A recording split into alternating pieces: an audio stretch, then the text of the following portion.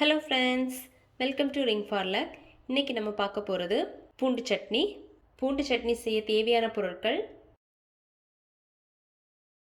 25 பல் பூண்டு, 6 சின்ன வெங்காயம், 8 வத்தல் மிளகு, கொஞ்சமாக பெருங்காயத்தூள், கொஞ்சமாக கறிவேப்பிலை, ஒரு சின்ன பீஸ் புளி, கடுகு, உளுந்தம்பருப்பு, தேவையான அளவு உப்பு, நல்லெண்ணெய். இவ்வளோ தான். இப்போ எப்படி செய்யலாங்கிறத பார்க்கலாம்.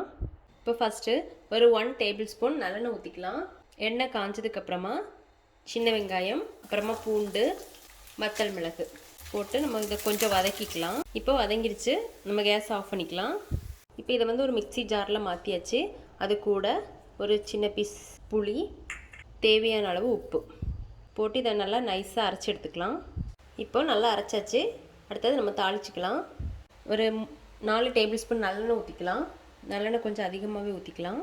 எண்ணெய் காஞ்சதுக்கப்புறமா கடுகு, அப்புறமா உளுந்தம்பருப்பு, கொஞ்சமாக பெருங்காயத்தூள், கறிவேப்பிலை, இது இவ்வளோ தாளிச்சிட்டு நம்ம கேஸை ஆஃப் பண்ணிக்கலாம். ஆஃப் பண்ணிவிட்டு நம்ம அரைச்சி வச்சுருக்கதை இதில் போட்டுக்கலாம். நல்லா மிக்ஸ் பண்ணிக்கலாம். இப்போ நம்மளோட பூண்டு சட்னி ரெடி ஆயிடுச்சு. நீங்களும் வீட்டில் ட்ரை பண்ணி பாருங்கள். பிடிச்சிருந்தா லைக் பண்ணுங்கள், சப்ஸ்கிரைப் பண்ணுங்கள். தேங்க்ஸ் ஃபார் வாட்சிங்.